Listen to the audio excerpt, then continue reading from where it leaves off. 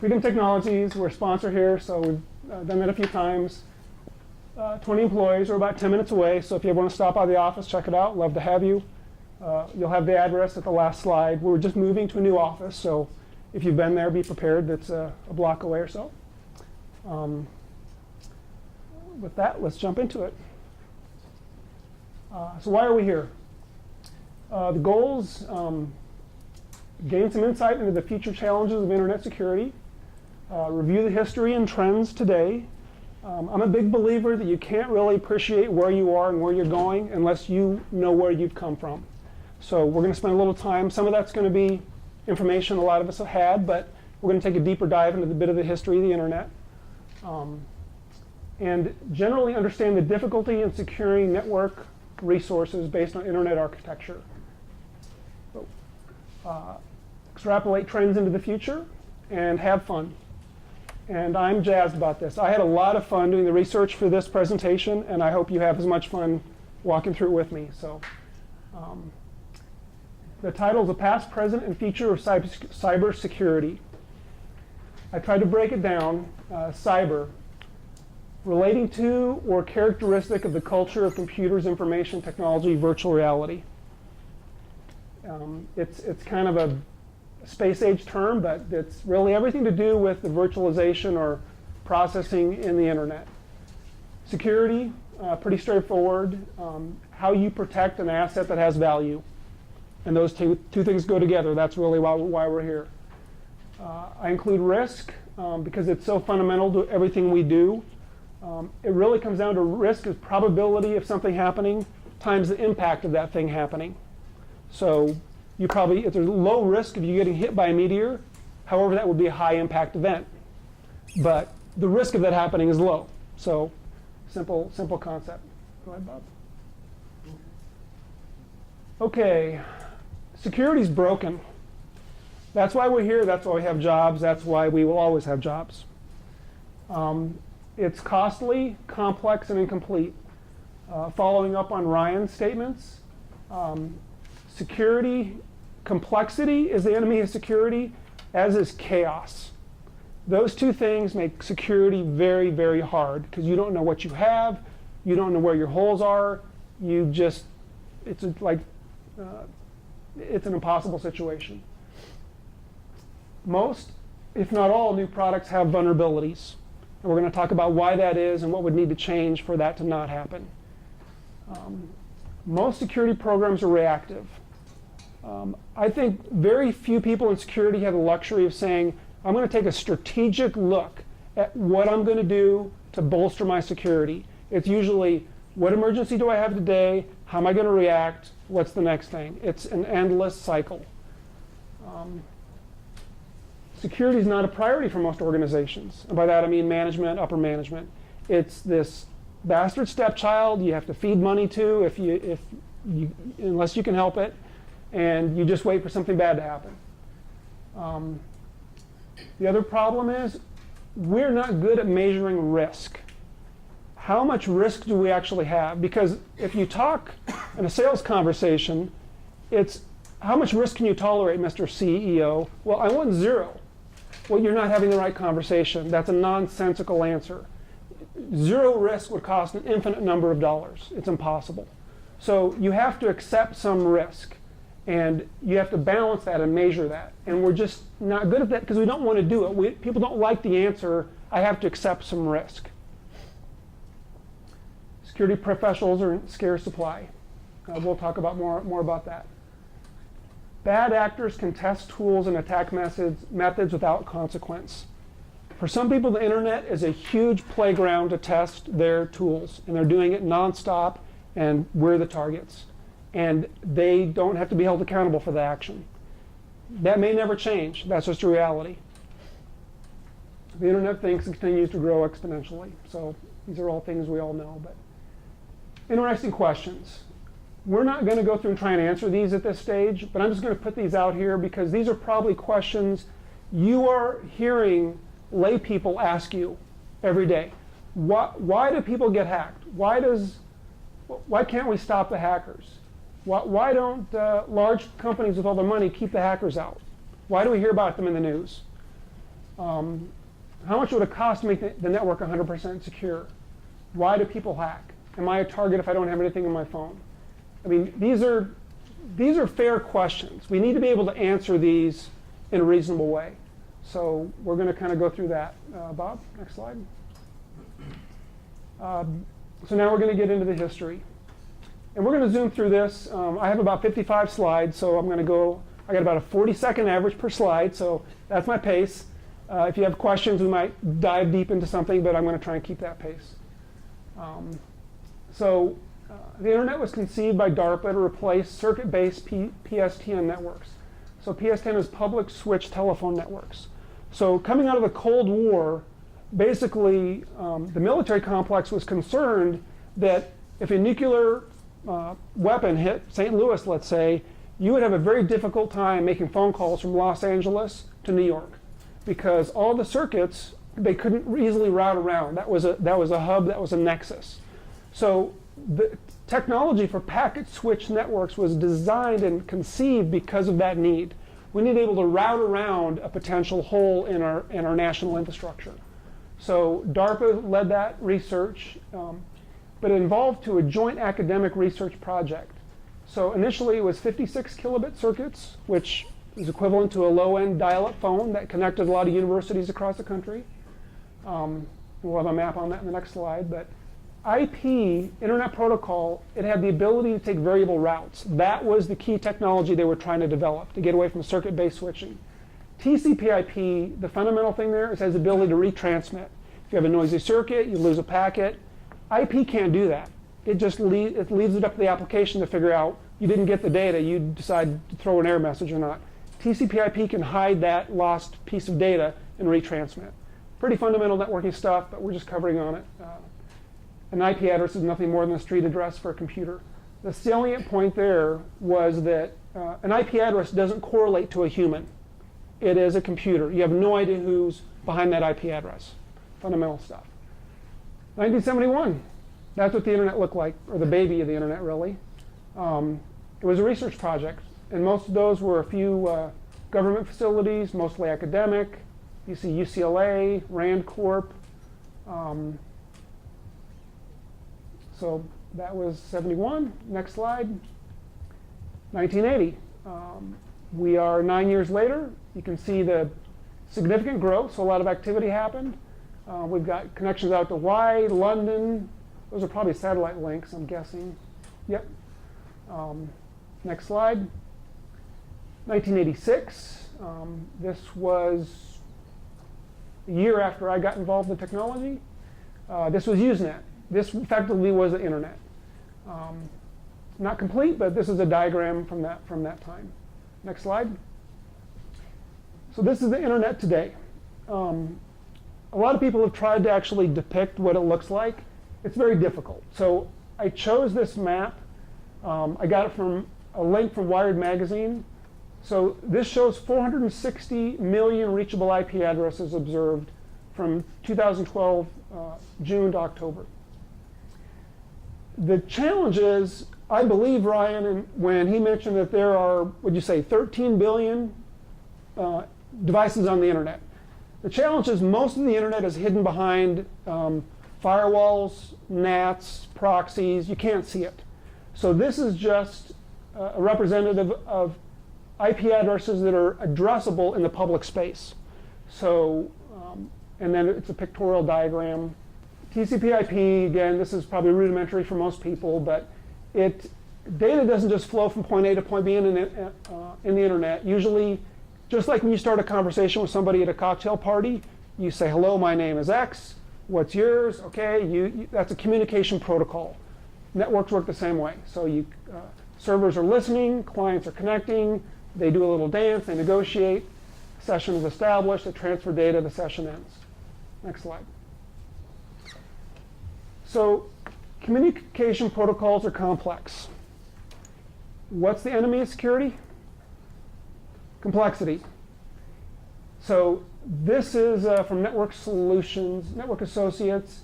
It shows the entire TCP/IP stack. It's a little dated. We've got Novell NetWare right next to it. IBM's SNA protocol, the ISO model, which never really took off, DECnet Phase 5, which is Digital Equipment Corporation, which I don't know if anybody still remembers that, but okay. So this kind of jumps into the central beef I have with security and why I think things are the way they are. It's applications. If you, chips really, I mean, there's firmware, but at the end of the day, that's still software. Almost all security vulnerabilities start with applications and software development. So features add perceived value. Security has historically been an unperceived risk. You can give somebody a free cable modem. Wow, I just got a cable modem. Look at all the capabilities I have. You never hear anybody say, well, what's the downside to getting this? What risk exposure does this give me to? That's not a conversation we just have out of a default mindset. So all the protocols in the previous screen, those are all implemented via application code. So there isn't one place you go to get a TCP/IP algorithm to put in your computer.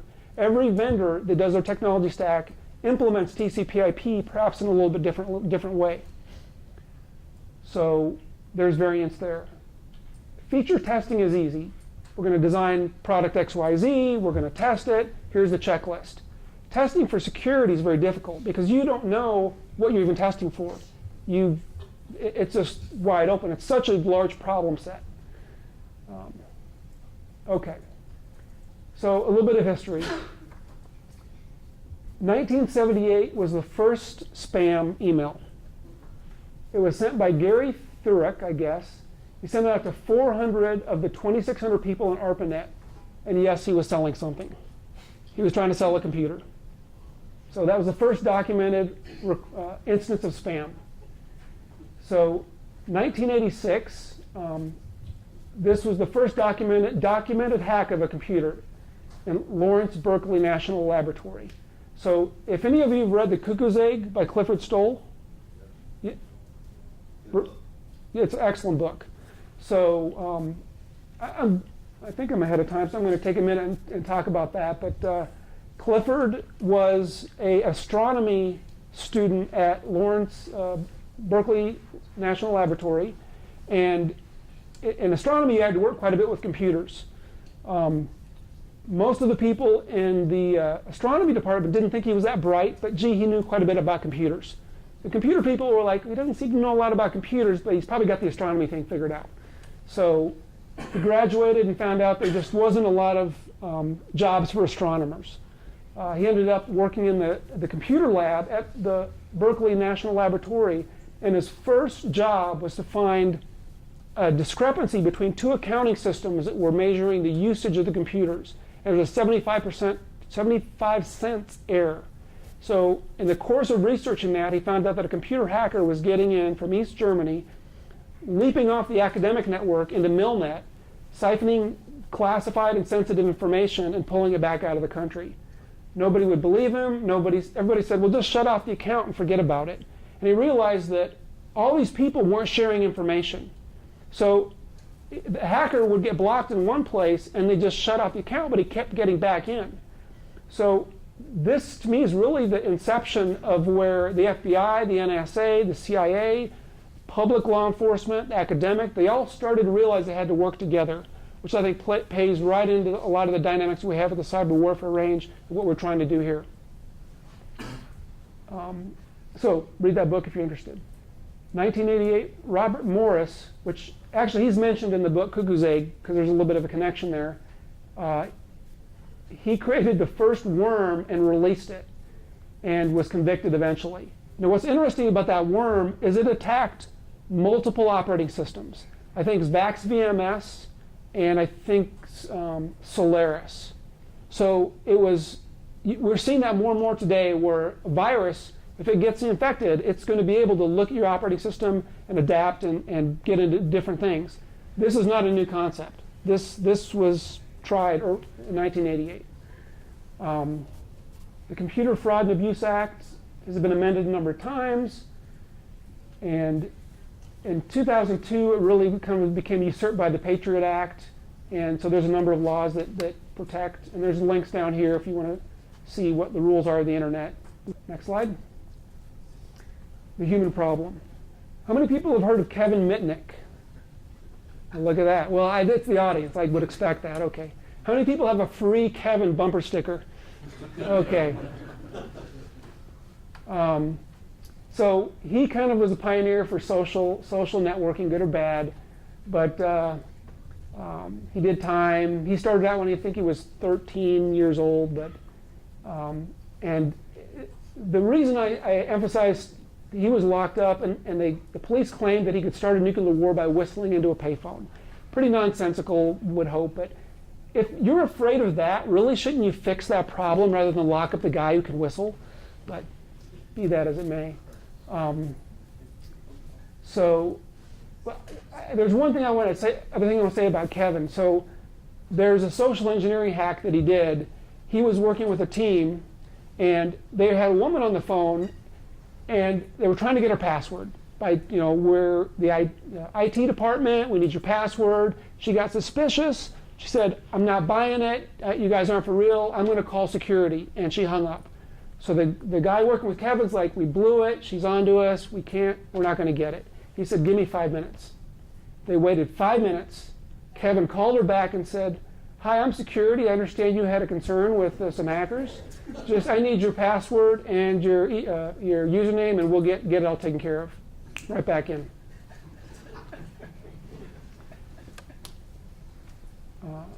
Problem with applications. So somebody just says, "Hey, we're going to go make $1 million. We just need to build this application. Here's how we're going to charge for it. Now we design and build it. Get the marketing guys to productize it. Let's deploy it. We're good. Oh, wait a minute. Now we're starting to get feedback. It got hacked. We got a problem. Now we have to go back and redesign, rebuild it. And that is the typical cycle that most products go through. They don't put security in the design build phase because it's just too expensive. But actually, this is more expensive to do it this way. And companies aren't being held accountable for the risk that they're giving to their consumers when they give you a device that has security vulnerabilities. So that's going to change eventually. If the construction industry built homes the way computer programmers wrote software, the first woodpecker would destroy civilization. Yeah, I don't know who. I've heard that quote many times. I wish I knew who to attribute it to, but it's not mine. Go ahead, Bob. Regulation in the internet. Pretty obvious. No one owns the internet, just like no one owns the airwaves. The rules providers have to follow to effectively communicate. This is true, actually, because I knew a guy in Phoenix that started an ISP, Internet Direct, if anybody's heard of that. And to get his connection to the internet, he had to go to ASU, and they just said, "Get a circuit, terminate it into our network, and we'll connect to the Cisco router." And he got the last port. So if you wanted to get another circuit to the internet at that time, you had to buy a whole new card for their Cisco router. So nobody wanted to do that. So a few years later, other avenues became available. Go ahead. Encryption in the internet. So we're jumping around here, but there's just so much material, so we're going to get into some of the more exciting stuff here, but lays the groundwork for it. A lot of the attitudes about the US government as far as cryptography goes was based on what happened in World War II with the Enigma and a lot of military codes being protected. They were just very paranoid about that. It was considered almost a munition. We can't let this cryptography technology get out because it would get in the wrong hands and be used against us. So in 1992, cryptography was on the US munitions list as an auxiliary military equipment and subject to strict regulations. The NSA was believed to be the largest customer of Sun Microsystems until about 1995. So they had a huge farm of Solaris machines, and it was generally believed that they could break a 56-bit encryption in real time with a 3 to 7 second delay. So at that time, they wouldn't let 64-bit encryption technologies be exported out of the United States because they would lose that advantage, and they didn't want to do it. But what happened is, it's just mathematics. is all encryption is. I mean, and we don't have a monopoly on math in this country, so other countries just got the ability to jumpstart their cryptography programs, and the government realized they couldn't keep the toothpaste in the tube. So eventually in 2000, those restrictions were generally released. So I can't remember who the gentleman was, but he was talking about the tattoo of the RSA algorithm. So here's a shirt that was kind of famous because it's, according to that export, this shirt would be illegal to, it's classified as munitions and may not be exported or shown to a foreign national because it had the Perl code for the RSA algorithm on it. Security guys have a sense of humor, I guess. NSA encryption capabilities today. So love or hate Edward Snowden, doesn't matter to me, but he did pull back the curtain on NSA decryption capabilities. So this is useful for gauging the capabilities of other state actors and projecting trends going forward. So I'm a big believer in, if somebody has a cyber weapon, it's not going to be kept theirs forever. Eventually it's going to get out. So if it exists, we need to know about it so we can protect ourselves from it. So as of 2014, according to those things that are now in the public domain, the NSA has no trouble decrypting HTTPS traffic, most VPN connections. They hate the Tor network because they still can't break through the anonymizing algorithms. And they have trouble with PGP and AES encryption. So they're working on it, believe me. The state of things today. Computers are getting faster. Circuit density, CPU clock cycles, network bandwidth, efficiency of algorithms. Humans not so much. We're kind of just flatline. We don't go any faster. Internet nodes are increasing exponentially. Time to market pressures guarantee an increase in new vulnerabilities. These are just the facts. These are axioms. Go ahead, Bob. So jumping into vulnerabilities. Vulnerabilities are rife. They're everywhere. They're in everything. They're being discovered so fast we can't keep up. And so these are just some public and private entities or pseudo-government agencies that you go to. You can get vulnerability feeds. You find out what vulnerabilities you need to patch for. So if you're in the tactical end of internet security, you're very plugged into this, and I hate to say it, you're reacting to the vulnerabilities that are coming out so that you can then patch and defend your environment. Next slide. So this is an email I got yesterday morning from Qualys, who's one of our partners. And this was the listing of vulnerabilities for that time period, March 28th to April 3rd. And they came in a CSV spreadsheet, and we just got the first few of them here. Many of them had a PCI implication. There's a few for the Dell iDRAC, Apple Mac OS. So I'm not on the front lines of this, but I get this feed, and it's just an example of the amount of voluminous information that's coming in all the time. So this is kind of fun. So I went to the MITRE website, CEV. This is from yesterday. And I did not expect this update note, but it plays right into this presentation. So the long and short of it is, it says the recent explosion of internet-enabled devices known as IoT, as well as the propagation of software-based functionality and systems, has led to a huge increase in the number of CVE requests we have been receiving daily. So a CVE request is if you are a security researcher, you find a bug, you contact MITRE, and you say, I found a bug. Other people need to know about it. So they're getting those vulnerability requests from white hat actors so fast they can't keep up. What's the problem with that? And we did not anticipate this rate of growth. As a result, we are not as prepared for the latest surge in requests over the last 12 months.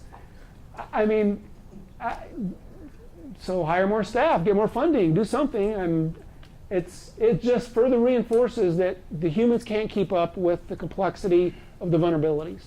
So go ahead. Got a heart here. It's my favorite vulnerability story. I couldn't help it. Drupal, how many people know the Drupal CMS?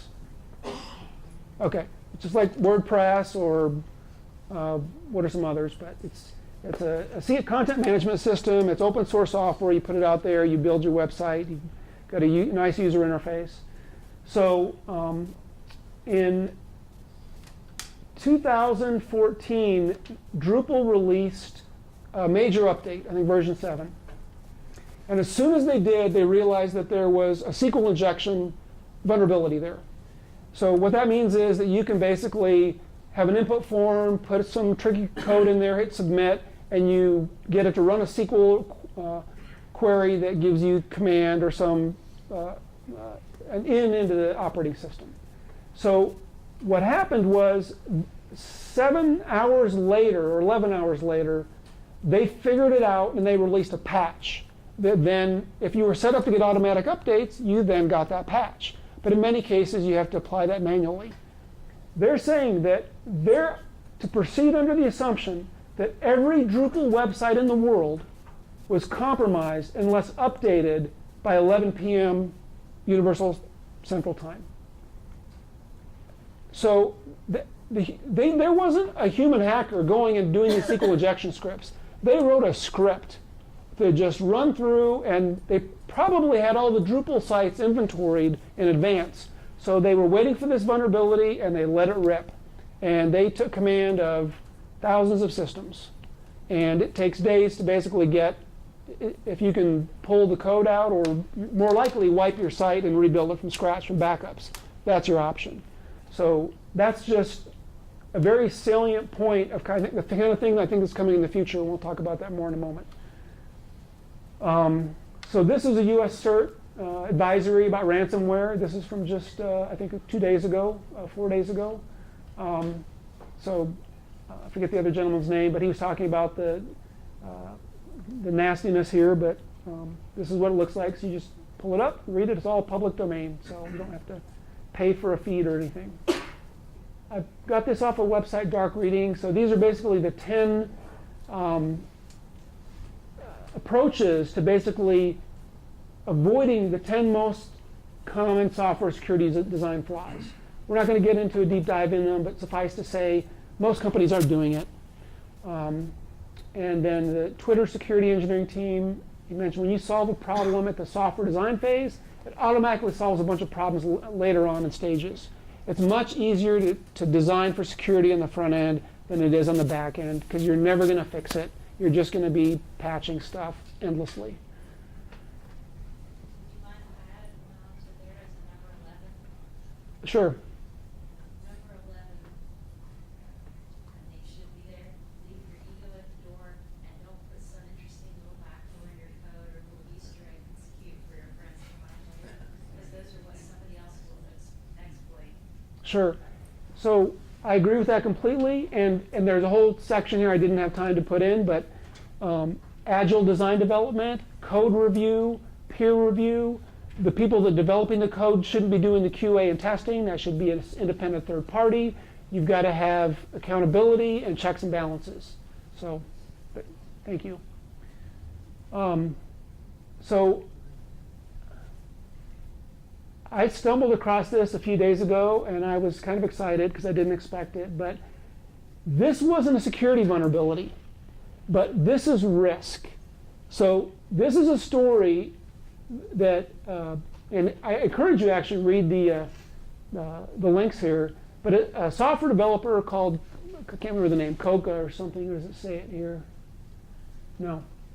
But anyway, he's very prolific. He generated, wrote a lot of code, went into the public domain, and it's this little library he did called LeftPad, which is nothing but shift characters around. But lo and behold, it was included in a lot of software that was used by, I don't know, Babel, Facebook, Netflix, Spotify, and React, which is a Facebook framework. So he got in he named a project KICK, K-I-C-K, and apparently there was a copyright violation. So the lawyers came and said, you can't use that name. They got in a big tiff. He said, I don't accept that. I can name my project whatever I want. And he just took his marbles and went home. He said, I'm going to pull all my code out of this code repository called NPM. because it's my software, I wrote it, and I have the right to do that. They agreed. So he pulled it all out. So how many people know what a Git repository is? Okay, so it's a code revision system like CVS where you put code in and then you check it out and then you compile it. And if somebody makes a change, you check out the new version. Well, as soon as he pulled his code out of that, the next time the engineers at Facebook wanted to compile the next version, they got this error. NPM error 404 left pad is not in the NPM registry. And they did not fix it. So thousands of programmers that are developing critical internet code were getting this error. And they had to dive in and figure out why. So eventually, that wasn't his intention to do that. He didn't realize that his code was used in so many places. And he eventually made nice, and they put it back, and they wrote it. We're talking about 11 lines of code. What this highlights for me is this was not a security vulnerability. Go ahead.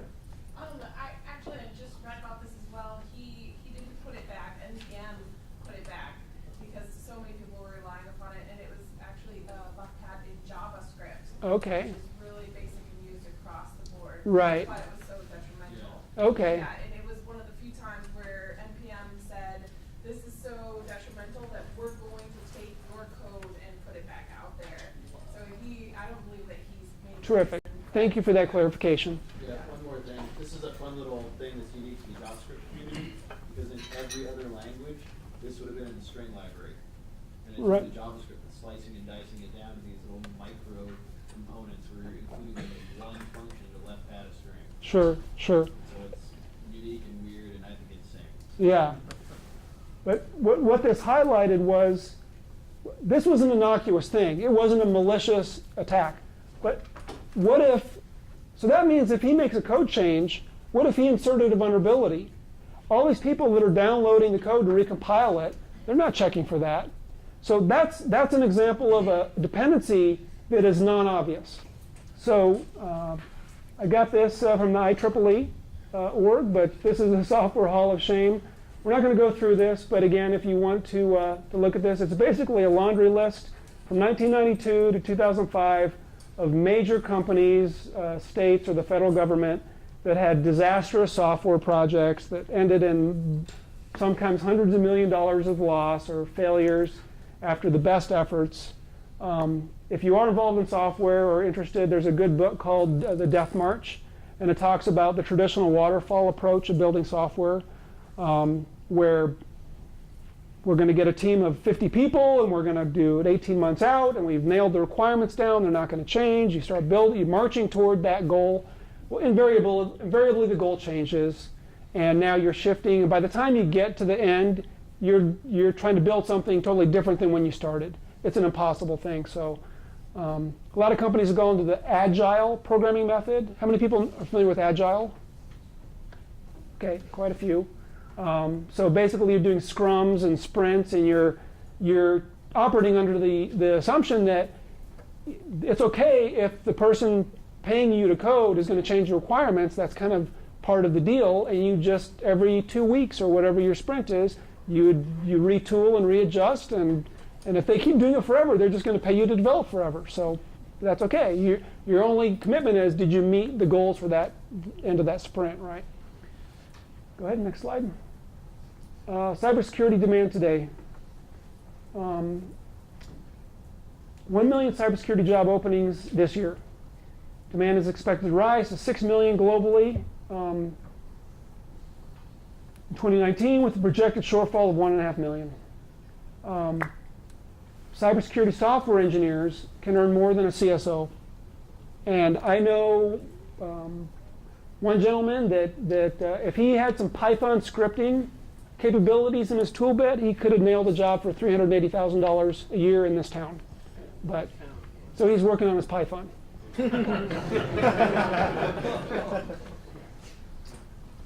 Generating security professionals. There's a lot of different certifications. CISSP is just an example of one, but it's common. It's usually the first one people will get. And these are the major 8 dimensions of the CISSP. And I kind of consider this tactical. So the difference between a tactical approach and a strategic approach. Tactical is usually you're kind of in the trenches. It's more detail-oriented. It can be reactionary, where strategic is more, how are we going to plan for the events and the threats before they occur? And we're going to have a plan to adapt. So go to the next slide. So this is what I believe the changing roles of security professionals is leading to. So it's going to have much more emphasis on risk and strategy. So this is from Info Security Magazine. So these are a number of dimensions that instead of being a security engineer in the back closet that's just going to fight fires all the time, you should be thinking about having a seat at the table with the executive staff. You're going to be making strategic recommendations about budgets, about priorities, about taking risks, about how the organization is going to communicate, and how the user community. So if you're not ready to have a conversation with these topics, you're not going to be fulfilling the needs and the roles of the large organizations. So this actually lists the top cybersecurity firms by country, which that can be subjective. So I've named my source here in the next slide. But the point is, the USA just blows everybody else away. I mean, we are Al Gore didn't invent the internet, but we kind of own it. So it's from a volume standpoint, from the number of companies that are developing technologies, and certainly from a security standpoint. But UK and Israel, Canada, Germany, they're in the game. I know Israel was mentioned here as probably being the likely source of one of the companies that helped with the iPhone hack for San Bernardino. Go ahead, next slide. So this shows the top 20 global security firms. I've identified Fortinet, our partners here, so they're number 7. This is, again, very subjective. I think if we're trending, they would be trending upward. So, next slide. Okay, future of cybersecurity. So now we're going to get into the fun stuff. So here I'm speculating, but so we're going to see a continued increase in speed. We're going to see an exponential increase in scale, endpoints of Internet of Things. Patching, monitoring, response time will become more time critical. So how many people here patch once a month after the Microsoft Patch Tuesday? Nobody wants to admit it. All right. Fair enough. Okay, real good. We're gonna have to be patching more often because 0 days are coming out, and 1 day, 2 day, you can't let that much time go by without plugging that hole. I think we'll move away from trusted, untrusted, and everything will have a risk metric, even your commercial OS. So again, I'm agnostic about technology, but we have to call Microsoft out with Windows 10. You turn off every switch you can to tell it, look, don't talk home to the mothership. It's still got back channel communications, and it's putting things on OneDrive and encrypted, and nobody knows what it is. So A lot of apps seem to be doing that these A lot. days. I've caught a few of them at it. absolutely. And I'm a Mac guy. I have a Mac, and among other things, and I use a network sniffer to basically do bidirectional traffic. I want to know every TCP/IP connection my Mac is doing. It's not my Mac; it's the applications I'm running that are reaching out and pulling data down or trying to talk. So, so this is an interesting graphic. It just talks about the landscape of threat involved with the Internet of Things, specific to utility companies. So it's just meant to highlight the complexity we have. And it's really just a subset. So go ahead. So I think we're going to be migrating to what I call concentric circles of distrust. So in the old days, you just put a firewall on the perimeter of your organization. And you just want to keep what's coming in and out, and everything on the inside is trusted. Well, now we have firewalls on our server operating systems and all on our endpoints, so that stops anything from coming in. So network perimeter, security zone, physical endpoints. Now we have virtualized OSs. So you might have a physical box that's running an operating system, and it's got virtualized operating systems inside it that you then have to wrap a software-based firewall around that. And now you've got applications inside each of those OSs, and you might need to stop them from talking to each other. So now you might have to have application layer security, and we'll talk about that with SE Linux. And possibly between each data set and between each key sensitive object within a data set. We may get to that. Go ahead. So, The Boy in the Plastic Bubble. How many people have seen that movie? Remember it? Nobody's going to admit to it. Yeah, I know. I couldn't help it. So he's the protected asset here, and I guess she's the virus. So yeah. So security enhanced Linux. This was actually a project that was jointly developed by the NSA, National Security Agency, with the Linux community. So they did very granular both discretionary access control and rule-based access control. And it's an option now in the latest Linux distributions, CentOS and 6.0, so 6.0, 7.0. And it provides very granular control, but it's pretty hard to set up. So we maintain a number of CentOS for our clients and internally. So this is actually a snapshot from our wiki that actually talks about the commands that I had to do to be able to get our SSH keys, to get the open SSH client to be able to read the SSH keys in the user directory, which before it just worked. But here you have to, if you have SE Linux turned on, you have to run these commands. Go ahead. My problem with SE Linux is not that it's hard to use correctly, but it's really easy to use it incorrectly. That's fair enough, fair enough. Two sides of the same coin, perhaps. But it's also a Red Hat. yeah, well, CentOS, Red Hat, they're the same code base. Yeah. But I believe it's probably most Linux distributions, right? I mean, it's an option. Slide. Okay, so I'm recommending security professionals train yourself to think past the sand 20s. The market is driving continued consolidation and abstraction, attack vectors on underlying command and control systems, hypervisor vectors, software update vectors in the open source community. We touched on one of those with NPM, shared infrastructure, applying business pressures to bypass change control. So that's an interesting one. So we have a client who has multiple companies in one building, and they're sharing the same firewall. So one company is subject to compliance, so we have to implement change control. But the other companies, they need changes in that firewall, and they don't want to wait for a change control process. And so we're getting pressure to just do it. So that's an example where we should be saying, you know what? If you have a different regulatory environment, a different security profile, you should have different physical infrastructure so that you don't put pressure to shortcut security bypasses that should otherwise be maintained, right? Those aren't the things you typically think about. And then few organizations will have the time and resources to do forensics. So this is key. I think a lot of people in the security community, in this room included, spend a lot of time in the tactical aspects of security. And they wanted us to go in and do forensics. They weren't even willing us to pay for us to do that, figure out how to pull that virus out. We knew from a time standpoint that was not worth our time and probably not worth the client's time. You need to instead invest in the capabilities to wipe the system, rebuild it, re-image it, and move on, right? Most security engineers that work for a for-profit company don't have time to do security research at the level that true academics would, right? So it's important to separate those things. There's one additional one. You yourself, your company, be very secure.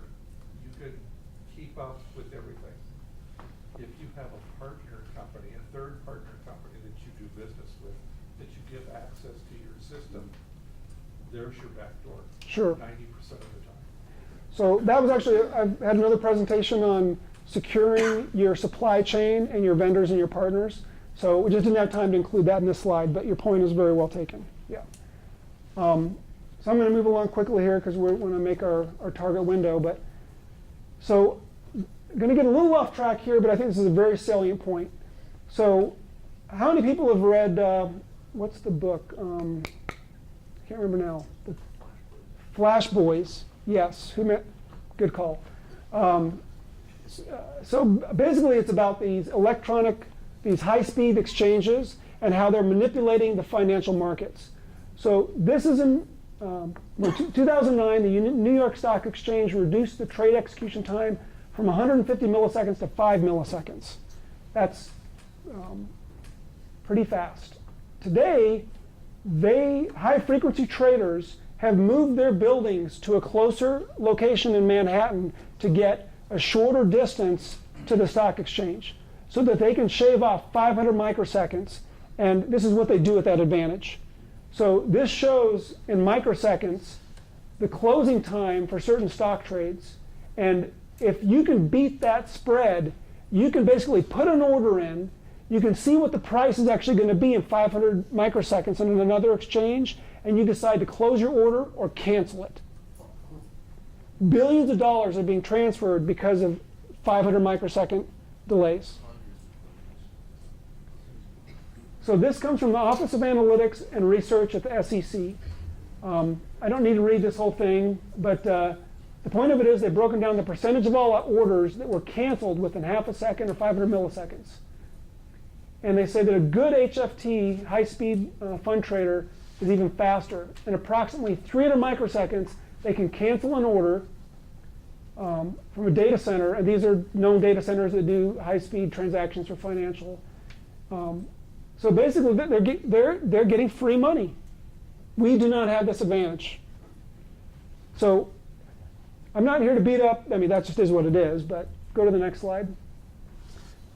So right now, think about the Drupal hack.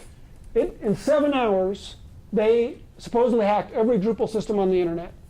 If the internet had as fast a backbone as we had between our financial markets and these high-speed traders, those hacks would happen in milliseconds.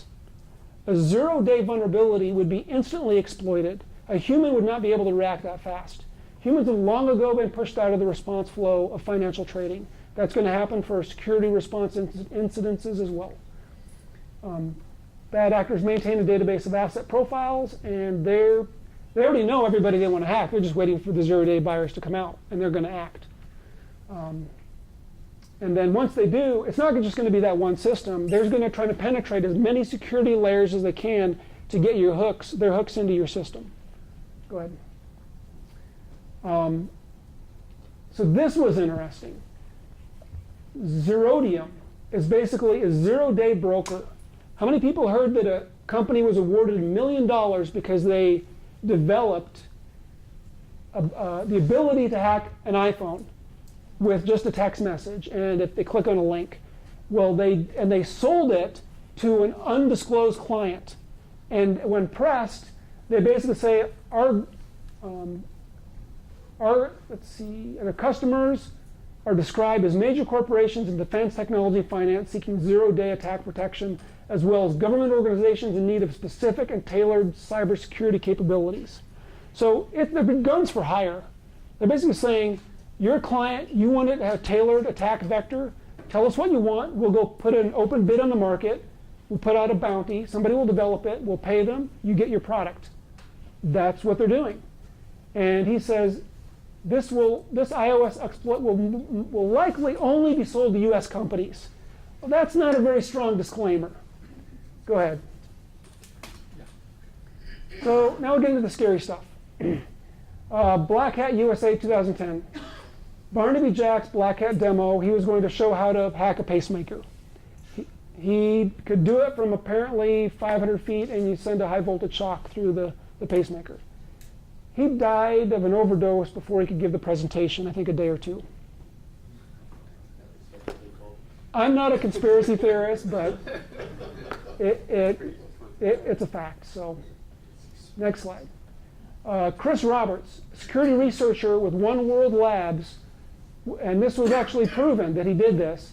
He was on a flight, and he basically admittedly had to lift up the seat and find the internet jack and plug his laptop into it, but he tapped into the aircraft's command and control system, and he adjusted the thrust management and was able to issue a climb command and make the plane briefly change course. And he tweeted about it, and the FBI found about it, and then all hell broke loose. But, say again? Is he dead? No, he's still alive, but I don't think he's going to be flying anywhere anytime soon. He lost his company. Yeah, did he? So, so I think that was a fool's thing for him to do, but at the end of the day, we need to patch these systems. No, you need to patch systems apart. Yeah. So yeah, I would like there to be an air gap between the Ethernet jack underneath the passenger seat and the command and control system, but sure. Excuse me, just a quick question. Do you think the people who maybe can do this are more scared of the FBI coming after him like they did him, or the company is more worried about losing money? So in the interest of time, I'm just going to answer that very briefly. That gets into the psychology of why people hack and how we share information. And I believe that we need to make it safe for people to basically discover vulnerabilities and share them. Otherwise, it's all going to be kept in the back closet, right? Having said that, you can't be stupid about it and put people's lives at risk, right? There's an ethical line there you can't cross. So, we're getting in. Humans are becoming integrated with technology. That's happening today. That is going to continue to happen. So, real reality augmentation. When you put on Google Glass, I mean, in a sense, that's reality augmentation. People are going to be getting implants that help them with, it's comic book, science fiction stuff. This is coming. So there's an exponential risk inherent with merged biotech, public transportation, world markets. Ethic violations will extend into the sale of vulnerable systems that expose us to risk. I believe that the day will come where it will be unacceptable to sell a product that has significant security risks because the impact of it will be so great. We just don't have that today. And humans are going to be out of the attack response chain. So, quote from Dune here, which the power to destroy a thing is the absolute control over it. And it is kind of the truth. Go ahead. Projecting out further, our society's framework of laws, ethics, and trust will fundamentally change. It has to. Cost of building products will increase and or become more automated to ensure security. Again, humans are going to be removed from the process, which has its own problems. IDS, IPS is traditionally an edge technology. That may have to get pushed into the internet. Right now, the internet is a complete free-for-all. And how many people have tracked the net neutrality laws? That was kind of an interesting thing about should carriers be able to throttle or manage traffic. And there's legitimate arguments on both sides of that. But at the end of the day, some kind of control and application security filter may have to go into the internet. I don't know what that would look like, or that doesn't look like we're having that conversation right now, but maybe it might someday. Go ahead. Gradual automation of everything. I mean, the list is here. You can fill in the blanks. Anything that involves humans that need to be done faster and better, it's going to be automated. Go ahead, Bob. Artificial intelligence. So I'm going to ask one question for the group here. One more question. How many people think eventually computers will be able to create a computer as smart as a human being? Eventually. What's the time frame? Yeah. That's my next question. Within 50 years? Okay. So go ahead. So the question now has become how long until we can build such a machine? 10, 20, 30, 40 years, whatever your opinion is. So if you're curious, Google Artilect. There's a growing body of information here. So these are basically artificial intelligences that's generally thought to be 10 times smarter than the most intelligent human that ever lived. So if such a machine existed, what would that look like? Go ahead, Bob. So imagine if everyone on the internet had an IQ of 50 and you were your person today. You would have a heyday. You could probably hack into anything. You'd be able to get on the stock market. You'd figure out how to trade it. That's a small example of what, if there was an Artilect that was If we can make a computer that's just 10 times as intelligent as a human, we're not going to stop there. We're just going to keep going. Well, such a machine would be able to take over world markets, consolidate wealth. They'd be able to identify and create zero-day attacks and exploit them instantly. Anyway, are we all doomed? Yes. Maybe, probably.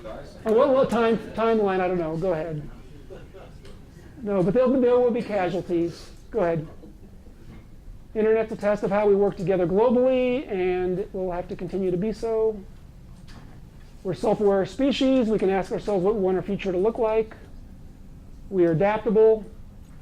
We may not recognize our society and world in 20 to 40 years, however. So, conclusions. I'm not going to go through this. We're out of time, but I'm going to post this on my LinkedIn. Go to the last slide. One more. There we go. So that's my LinkedIn if you care to. I'm pretty easy to find on the internet, and I think that's it, unless there's any questions. Give a big hand. Thank you. Thank you.